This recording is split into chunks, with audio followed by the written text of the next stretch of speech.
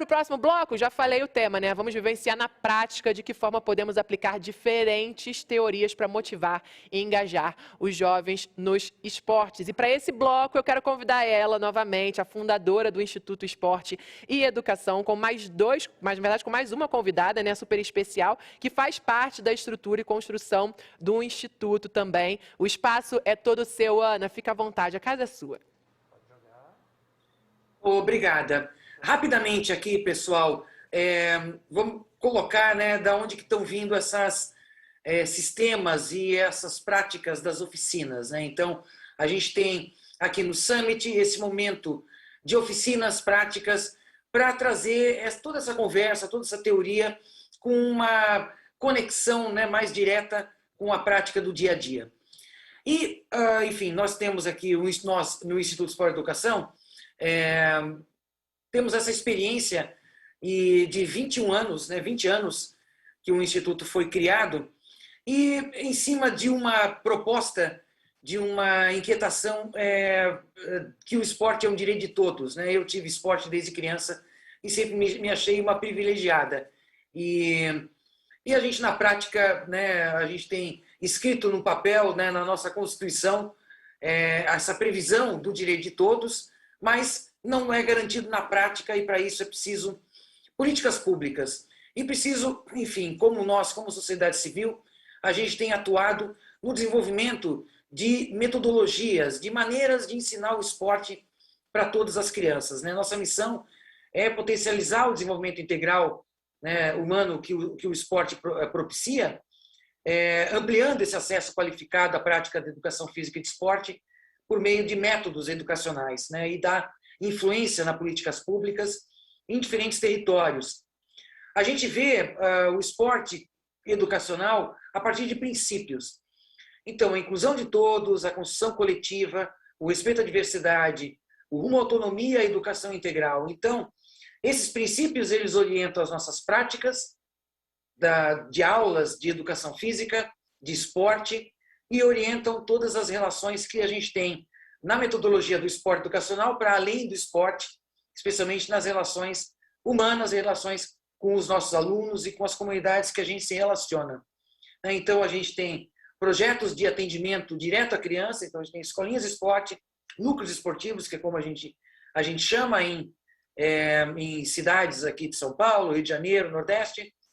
A gente sistematizou toda essa metodologia e passou a formar outros professores, então, projetos de formação de professores, normalmente professores de municípios, né, brasileiros, com isso, então, desenvolvendo tecnologias sociais, fortalecendo, né, o esporte educacional em todos esses territórios, esses contextos, e gerando aí a sensibilização até de políticas públicas, né? Então, nós somos pioneiros nessa relação né, tão estruturada de esporte educacional no país. A gente conta com um grupo de profissionais, boa parte deles formados dentro do próprio Instituto, alguns até ex-alunos, alunos de núcleos que viraram professores e que agora formam outros professores. E a gente se relaciona sempre com parcerias, então as parcerias são muito importantes na forma de projetos pelo Brasil inteiro, com diferentes formatos de projetos. E essas, eu vou tirar aqui já a apresentação, que eu já vou então trazer as séries que vai apresentar hoje essa oficina de teorias motivacionais, né? Como, né, trazer conteúdo, né, conceitos aplicados na prática para engajar os alunos no esporte, né, engajar e mantê-los no esporte. Ela vai trazer um pouco desses conceitos e propor algumas práticas, né? Então, essas são né, uma maneira como a gente organiza esses conteúdos dentro do Instituto e dissemina, né, de vários formatos. Hoje a gente vai ter uma oficina aqui. Eu espero que vocês aproveitem esse conteúdo e a gente vai se interagindo ainda e trocando até o final, né, E é isso aí, Sede, está com você. Obrigada, Ana. Queria agradecer a oportunidade de estar aqui e falar com vocês. Hoje eu vou falar sobre um tema, eu sou a Séries Prado, eu trabalho no Instituto de Esporte e Educação, com formação de professores, e eu vou falar sobre esse tema que, para mim, é muito caro, é um tema muito importante, que é a motivação. Então, a gente precisa entender como a motivação funciona para conseguir motivar os nossos alunos, quer dizer, conseguir criar um ambiente que faça com que os nossos alunos queiram praticar, queiram estar. E a gente vai tentar começar aqui com uma prática. É lógico que nesse ambiente virtual a prática ela muda um pouco de dinâmica, né? Seria talvez mais gostoso a gente conseguir encontrar todo mundo, mas dessa forma também a gente consegue contemplar todo mundo no Brasil inteiro. Então a nossa prática vai ser a seguinte: vocês aí em casa vão pensar em uma estratégia para melhorar a motivação dos alunos na sua aula. Então, imagine que vocês têm um grupo de alunos que está com esse problema, não quer fazer a aula ou não faz com muita vontade, e vocês querem criar uma estratégia para motivar. Pensem com o que vocês têm agora de informação, com o que vocês já trabalham, uma estratégia simples, e aí vocês vão anotar aí. Vocês têm um minutinho para pensar, vocês vão anotar essa estratégia, e aí, depois que eu falar sobre essas teorias da motivação, vocês vão olhar para a estratégia de vocês. Pensar, será que eu mudaria? Será que ela é eficiente mesmo? Com base em que ela é eficiente? Então, um minutinho aí para vocês planejarem aí a sua atividade.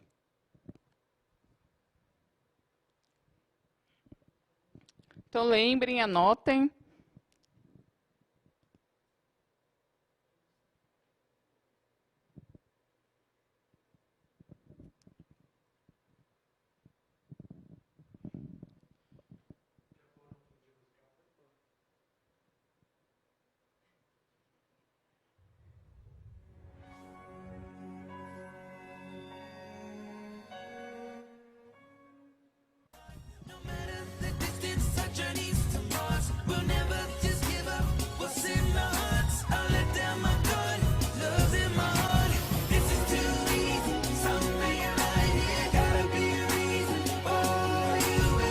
Aí, pessoal, todo mundo conseguiu anotar a estratégia de vocês?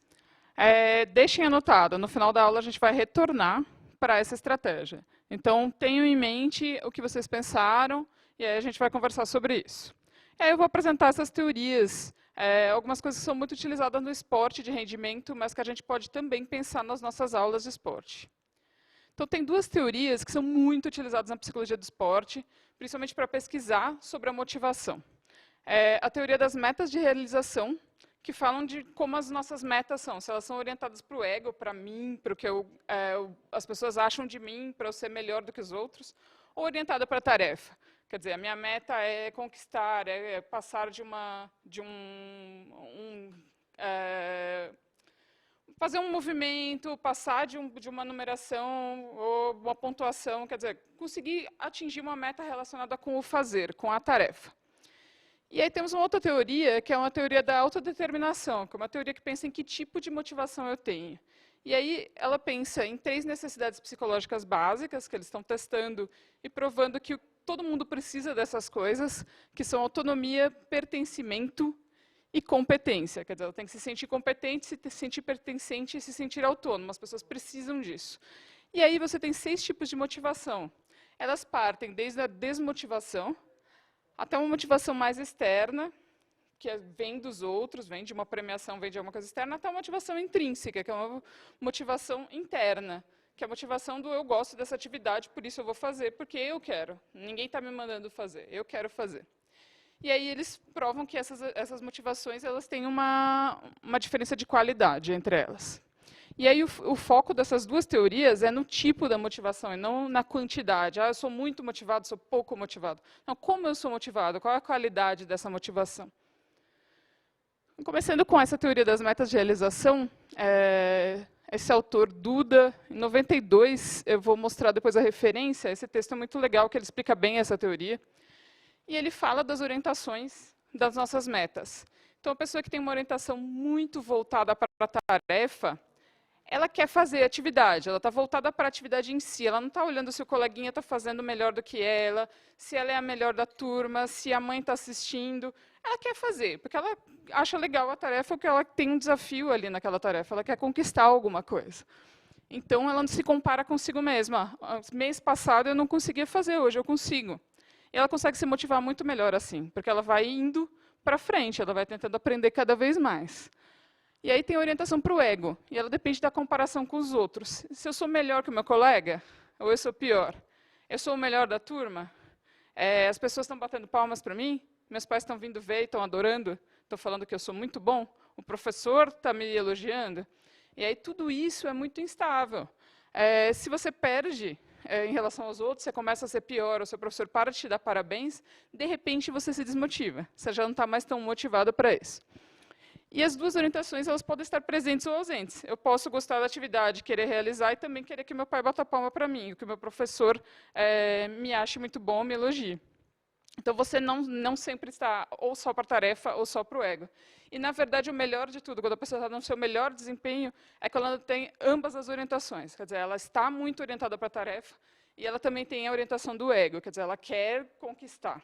E aí eu acho um exemplo muito legal, que eu não sei quem já assistiu essa série do Michael Jordan lá, The Last Dance, ou Arremesso Final. Nessa série, o Michael Jordan ele é incrível, então, todos os jogos ele é muito bom. Mas, às vezes, ele joga contra jogadores muito bons, e todos esses jogadores, quando estão jogando contra eles, querem superar ele. Então, esses outros jogadores estão muito motivados a superar o Michael Jordan. E aí, de repente, o cara enterra na cara do Michael Jordan, ou dá uma cortada no Michael Jordan, ou provoca o que eles chamam de trash talk, que é falar lixo, né? Que ficar provocando, falando que você é ruim, que eu te cortei. E aí o Michael Jordan fica mordido. Porque o Michael Jordan tem uma grande orientação para a tarefa, ele ama jogar basquete, ele quer ser bom, ele quer conseguir realizar coisas que ninguém nunca realizou. Mas o Michael Jordan também gosta de ser o melhor. Ele também gosta que todo mundo ache que ele é o melhor jogador de todos os tempos. E ele é um cara muito focado nisso.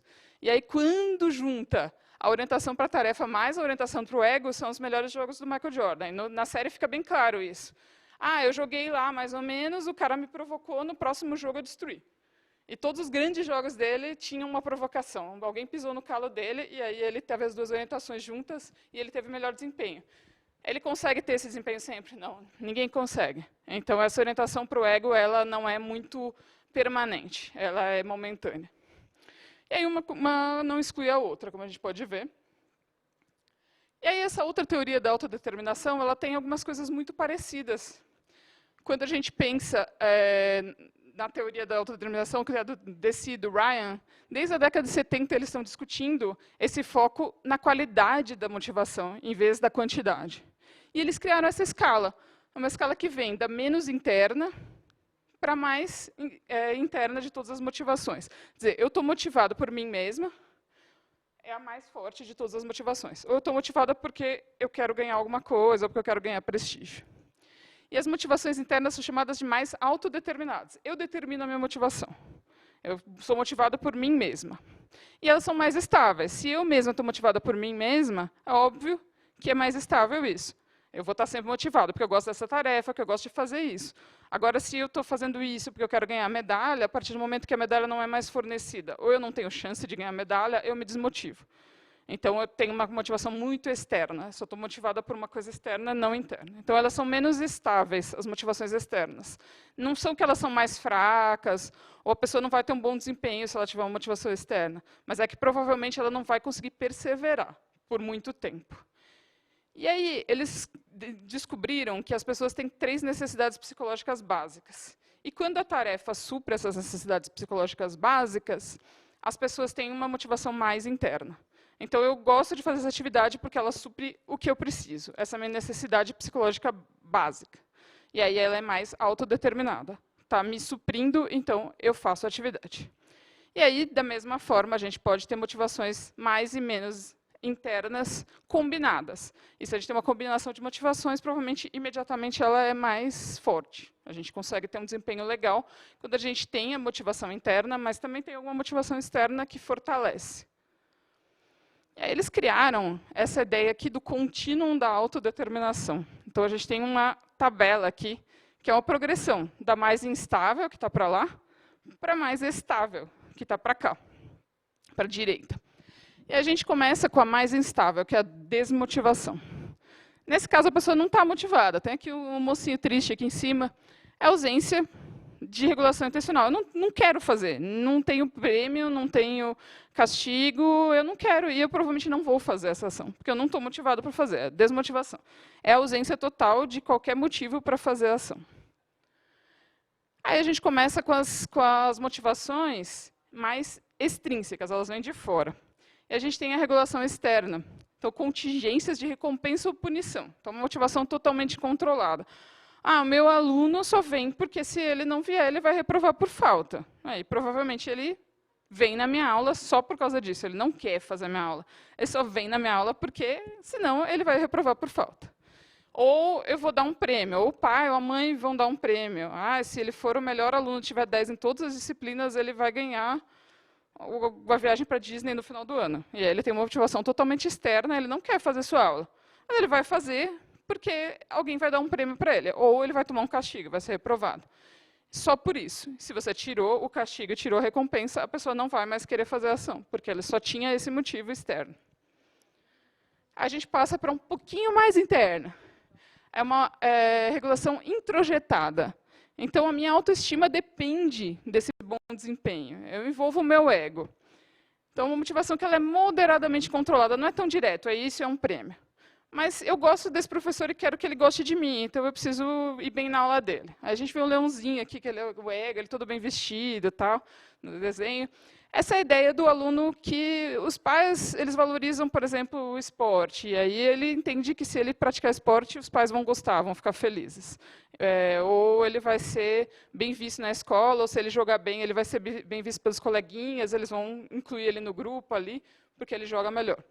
Então, ainda é externo, mas é um pouquinho mais interno, quer dizer, não tem um prêmio muito claro para ele.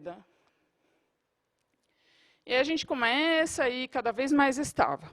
Então, a regulação identificada tem uma importância nos objetivos da pessoa, nos valores e regulamentos. Então, ela é uma motivação que ela é moderadamente autônoma. Por quê? Eu vejo ela como um passo para o que eu quero chegar. Por exemplo, eu tenho um professor que é professor de educação física da minha escola, mas ele é treinador do time de futebol da cidade. E, de repente, eu acho que, se eu jogar bem na aula de educação física, esse professor vai me chamar para o time da cidade. Então, eu tenho um objetivo, que é estar no time da cidade. A aula de educação física não é a minha motivação, mas ela é um caminho para eu chegar no que eu quero.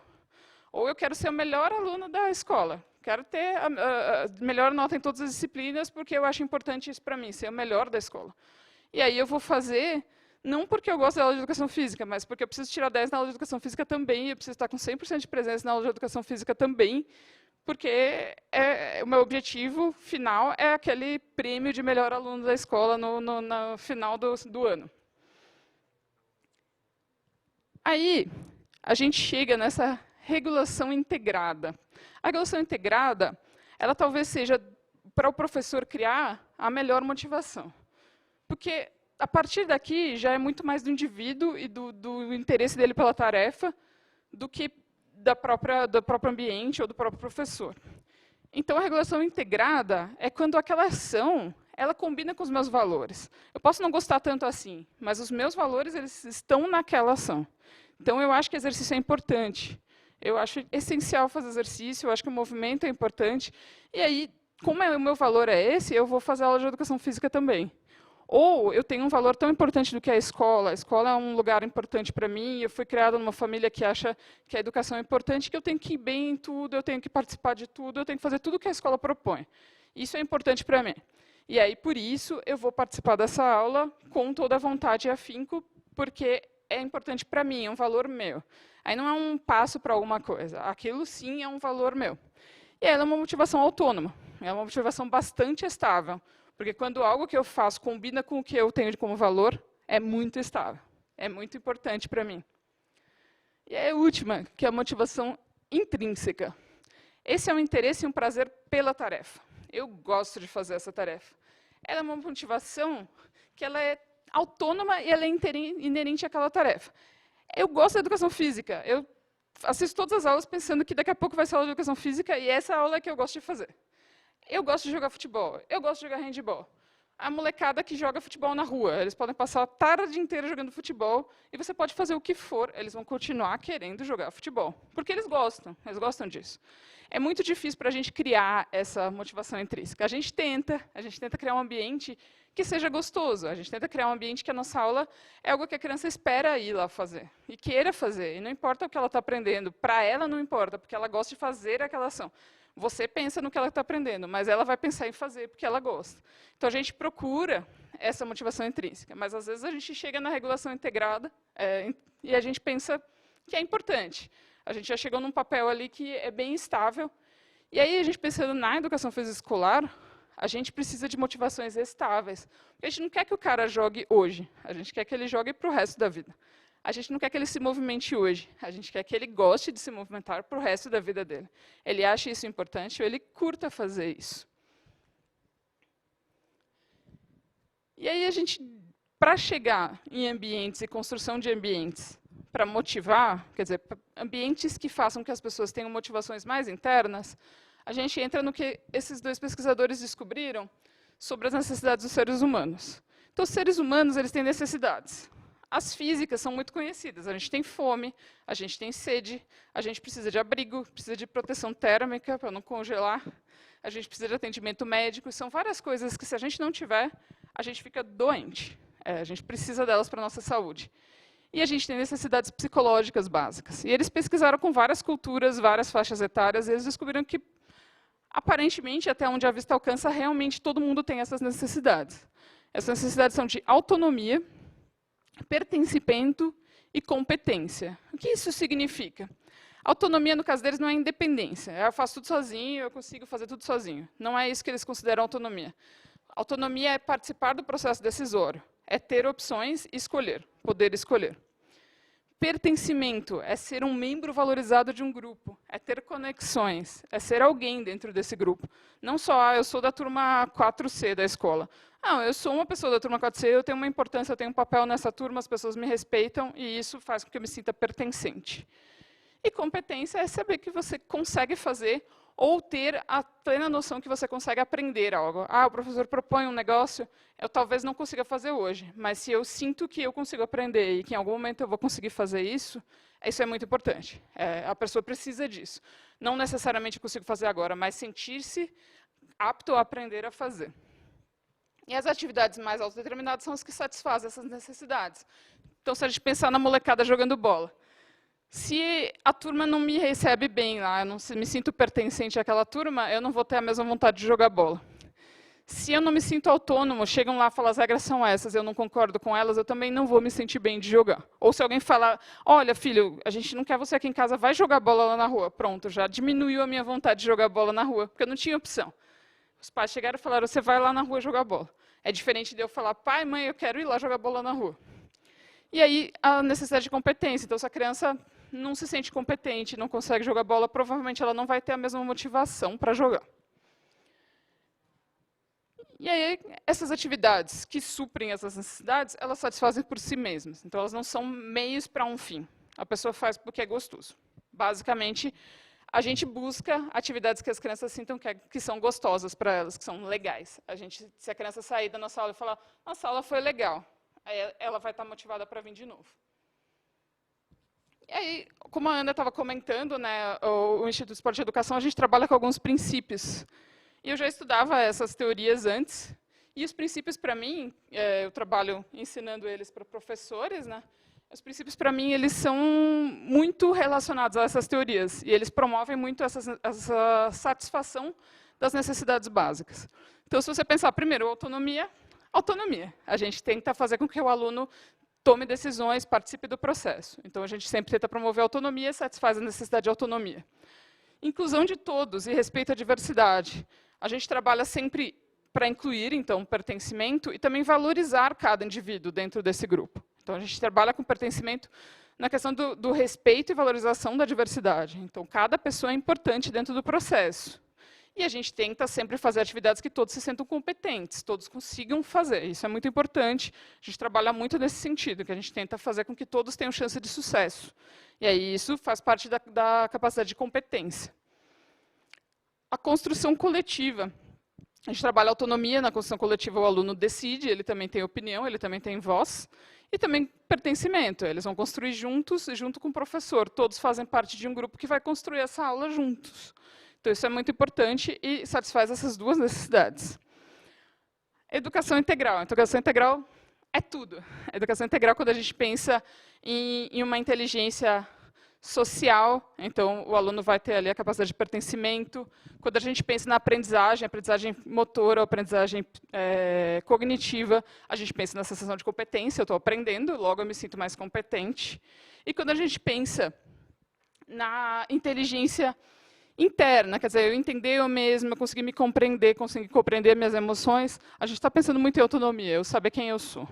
Então, a gente trabalha os princípios do esporte educacional, a gente trabalha muito tentando desenvolver isso. E aí a gente consegue crianças mais motivadas na aula, quando elas estão com as necessidades básicas delas satisfeitas.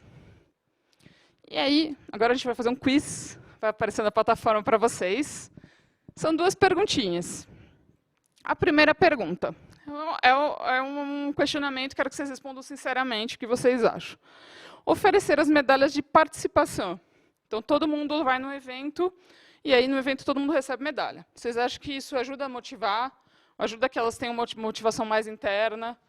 Que as crianças satisfaçam essas necessidades básicas aí? E a segunda pergunta, acho que vai aparecer junto. E se a gente oferecer as medalhas de premiação, uma medalha de primeiro, segundo e terceiro colocado para os melhores. Então, a gente faz festivais e a gente oferece essas medalhas aí. O que vocês acham? Se a gente vai conseguir melhorar a motivação ou uma estratégia legal para a gente conseguir fazer com que as crianças participem com mais vontade das nossas aulas?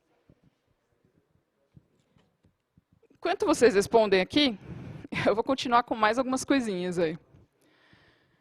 Por que a gente tem que estimular essa motivação mais autodeterminada? Então, pensando aí enquanto vocês respondem, essas motivações autodeterminadas, especialmente a intrínseca, que é essa motivação do tipo, eu gosto da tarefa, eu vou fazer porque eu gosto, elas são mais estáveis, então elas não desaparecem facilmente. A gente trabalha em escola, a gente quer que as crianças continuem motivadas. Então, não adianta eu ter uma motivação muito momentânea. E aí, a gente tem algumas pesquisas que mostram que dar estímulos externos, como castigos e recompensas, eles diminuem a motivação a longo prazo. Elas podem, sim, aumentar a motivação momentânea. Então, se eu ofereço uma recompensa ou eu ofereço um castigo, quer dizer, eu digo que eu vou castigar a criança, ela às vezes vai fazer porque ela não quer ser castigada ou ela quer a recompensa. Mas, a longo prazo, isso piora o desempenho. Então, uma pesquisa que eles fizeram com jovens adultos, eles estavam jogando um jogo. Um grupo ganhava R$1 a cada vez que eles jogavam. O outro grupo só jogava. Então, eles colocavam lá no laboratório, a pessoa jogava, tudo bem. E aí, os pesquisadores eles deram uma enrolada nos caras e falaram, fica aqui na sala, a gente vai lá resolver um negócio. E ficaram um tempo fora e deixaram eles na sala sendo observados. Enquanto eles estavam na sala, o grupo que estava jogando o jogo por dinheiro, o mesmo jogo, não jogou o jogo. Foi fazer outra coisa, ficou lendo uma revista, tinha outras coisinhas lá, tinha uma aguinha e tal. Eles não jogaram. E o grupo que não estava ganhando dinheiro continuou jogando o jogo. Então, é o mesmo grupo, é o mesmo jogo. Ele era tão interessante quanto para qualquer um dos dois, mas quem estava recebendo a recompensa, a partir do momento que não tinha recompensa, não jogou. E aí eles pegaram depois o grupo que estava livre, que ficou jogando no tempo livre. E levaram outro dia e deram dinheiro para eles. E eles não jogaram no tempo livre o mesmo jogo, as mesmas pessoas. Então, a partir do momento que você dá uma recompensa, você começa a tirar a vontade da pessoa de fazer a ação. E aí eles fizeram essa pesquisa com bebês, que aí não tem uma influência cultural, quer dizer, são bebezinhos, ainda tem uma influência cultural muito pequena. E um bebê ele sempre tem vontade de te ajudar. Se você derruba um negócio no chão, ele vai lá e pega e te entrega. Todo feliz. É a alegria da criança ajudar. Ele se sente competente, né? Porque ele é uma criança, mas ela consegue te ajudar. E aí eles fizeram assim, 3 grupos. Um grupo, a criança te entregava um negócio, você não olhava para a cara dela. Pegava e continuava o que você estava fazendo. Depois jogava de novo, a criança pegava de novo, você continuava o que você estava fazendo. O segundo grupo ganhava um sorriso, muito obrigado, e pegava o que elas derrubaram. De novo, derrubou de novo, vinha um sorriso, muito obrigado. E o terceiro grupo, eles ganhavam um prêmio, ou um brinquedo que eles gostavam, ou alguma coisa que eles gostavam de comer. O que eles perceberam? que o grupo que ganhava um sorriso, um obrigado, e o grupo que ganhava um prêmio começaram a ajudar cada vez menos. E o grupo que não ganhava nada continuou ajudando da mesma forma. Porque naquele momento eles estavam fazendo aquilo por eles, não por mais ninguém. Não estavam fazendo por você, não estavam para te ajudar, uma empatia com você. Eles sentiam prazer naquela tarefa. A partir do momento que você deu recompensa, eles começaram a fazer pela recompensa, e após um certo tempo a recompensa já não era mais tão recompensadora, e eles pararam de fazer a ação. E aí, pensando em tudo isso, temos o resultado da enquete? Vai aparecer? Aí.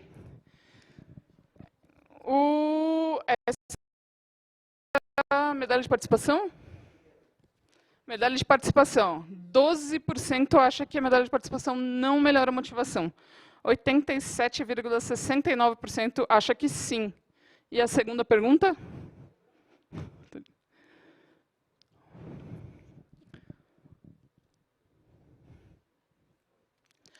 10% acha que não.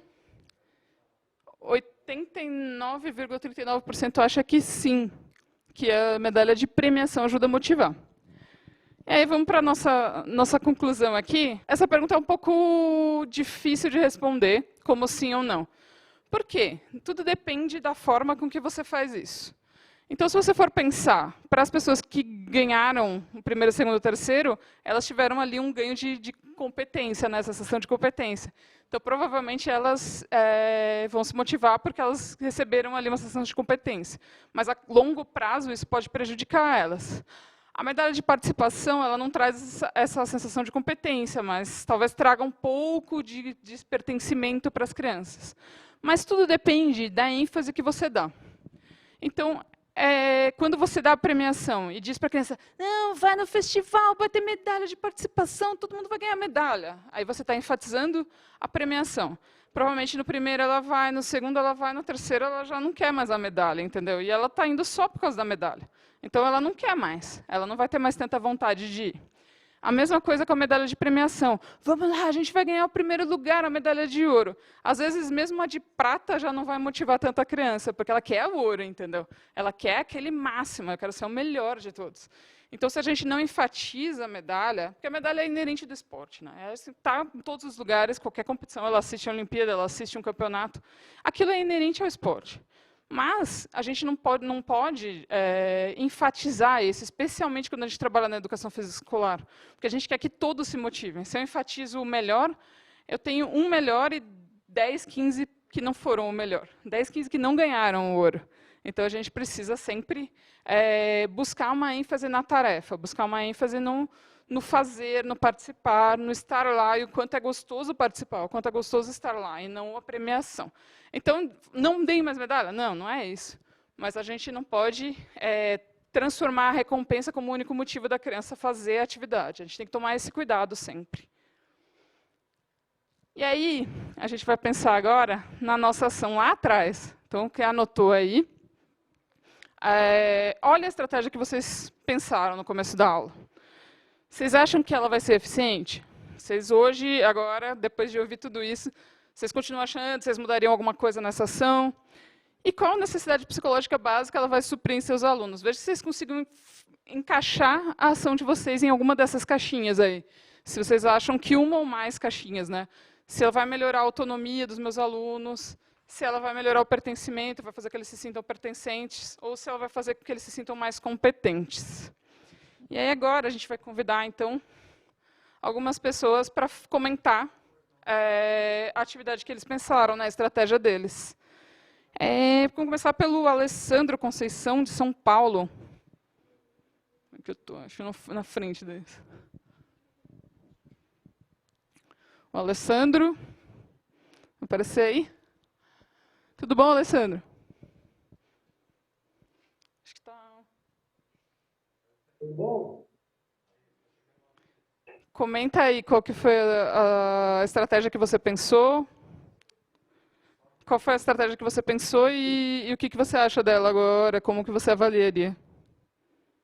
Para os meus alunos, eu sempre falo que eles têm que superar os próprios desafios deles, tá vencendo os próprios medos, né?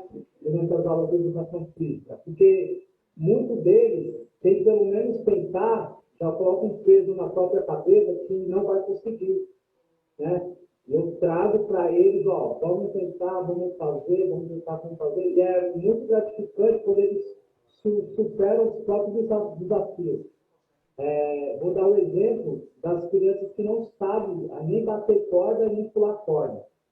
Quando eles realizam pelo menos 5 saltos, nossa, é uma felicidade tão grande para eles que na cabeça deles era um bloqueio que eles tinham, que era uma coisa impossível de ser realizada, né? Então, sempre a minha proposta com ele é que eles vencem o próprio medo e superem os próprios desafios. E você acha que ia suprir qual necessidade dos seus alunos? Os meus alunos, trabalham muito a autoestima deles. Né? A gente tem que levantar essa autoestima das crianças, principalmente nesse momento que a gente estamos vivendo agora, né? Entendi. Bom, vamos passar, então, para a próxima estratégia aí. O André Luiz Ferreira. Então, muito obrigada, Alessandro. André Luiz Ferreira, de São Paulo também. Oi, André, tudo bom?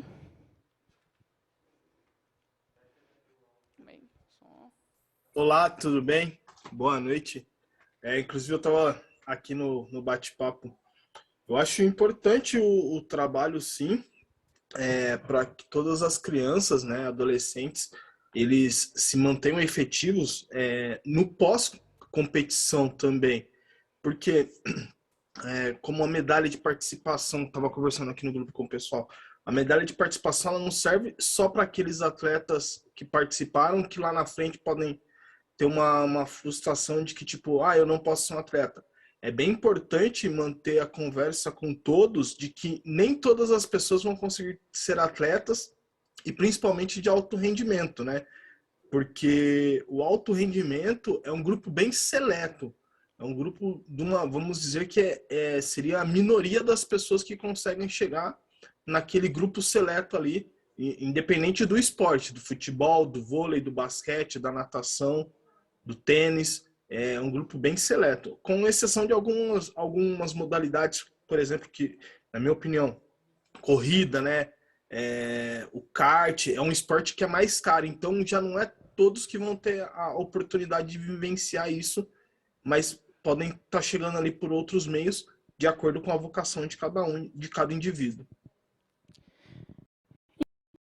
Então, a medalha de participação, como eu falei, ela tem esse papel de suprir um pouco a questão do pertencimento. Então, todas as crianças têm necessidade de pertencimento. Quando você dá uma medalha de primeiro, segundo, terceiro, você tira de algumas crianças essa sensação. Quer dizer, elas não se sentem pertencentes, elas não ganharam medalha. Mas, ao mesmo tempo, a gente não pode fazer um festival sem medalha? Será que a gente não pode não dar nada e enfatizar a participação no festival, aquele dia divertido, que vai ser legal, que vai ser gostoso, e, de repente, não dá medalha nenhuma? E aí a gente não enfatiza essa premiação externa, entendeu? Então, acho que ela é uma estratégia, mas eu acho que precisa ser pensado com consciência. É isso, assim.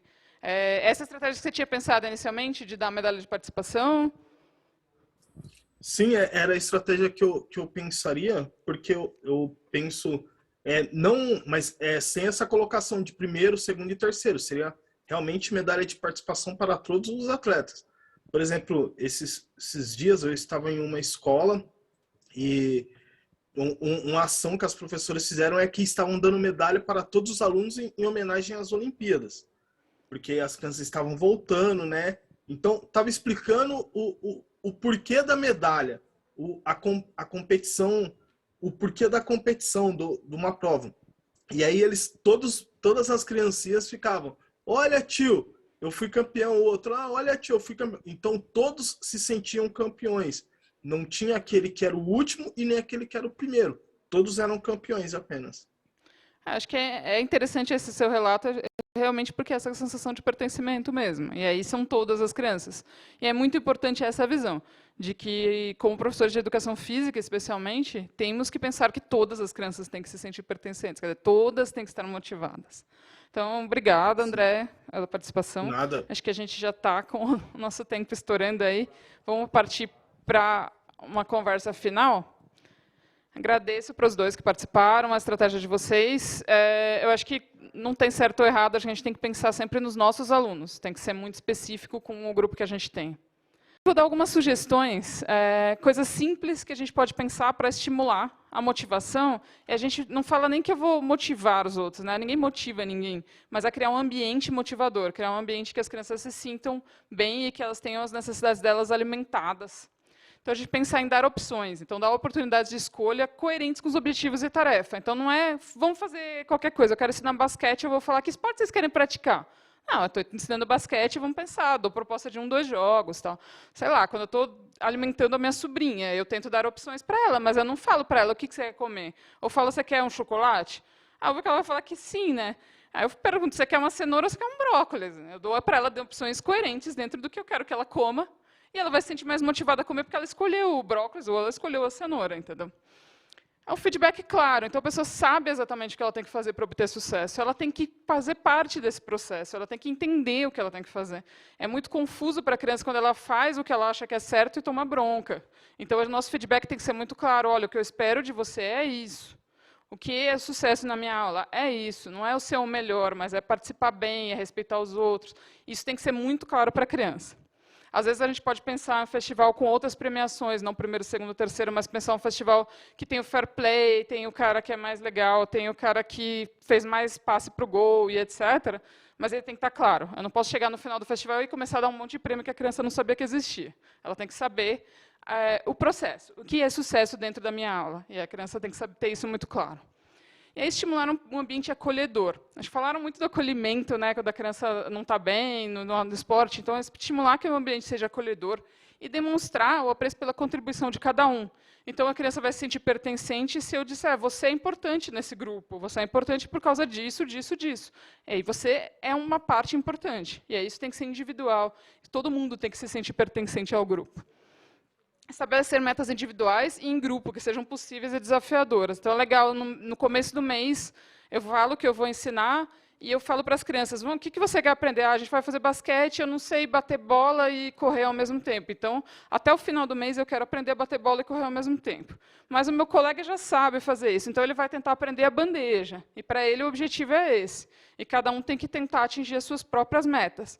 Mas, para a criança que não consegue correr e bater bola ao mesmo tempo, talvez, se eu estabelecer a meta de fazer a bandeja, seja demais para ela.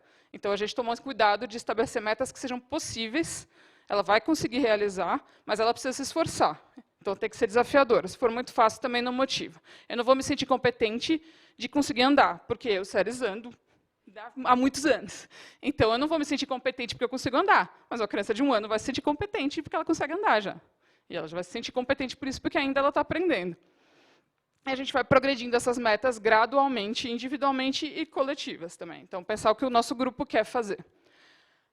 Conectar a atividade com os valores dos indivíduos do grupo, e aí buscar valores comuns. Então, o que é importante para o meu grupo? O que é importante para essa região, para essas crianças? E aí tentar criar metas e criar um ambiente que valorize as coisas que são importantes para essas pessoas. E aí essas pessoas, pode ser a turma A e a turma B diferentes. Então, você precisa encontrar quais são esses valores. Quanto mais próximo dos valores deles, mais sucesso você vai ter. E tenha em mente sempre essas necessidades psicológicas básicas. Então, você procura estratégias que vão suprir isso nos seus alunos. Aqui tem uma bibliografia, algumas coisas onde vocês conseguem encontrar essas informações. Então, essa autodeterminação, ela tem um curso no Coursera que é gratuito, vocês podem fazer só no certificado que é pago, mas o curso é gratuito. E aí tem um teste para essa teoria, que eles testam se os alunos se os atletas estão mais voltados para o ego ou mais voltados para a tarefa. E aí o Duda Nichols, que tem esse artigo aqui, que a teoria dele chama Achievement Goal em inglês, que é onde vocês vão encontrar a maior parte dos artigos. E aí tem esse artigo que ele realmente explica muito bem essa teoria. Eu queria agradecer, em nome do Instituto, gostei muito de estar aqui, de falar sobre esses assuntos com vocês. Espero que vocês tenham gostado e que busquem mais informação sobre isso. Muito obrigada.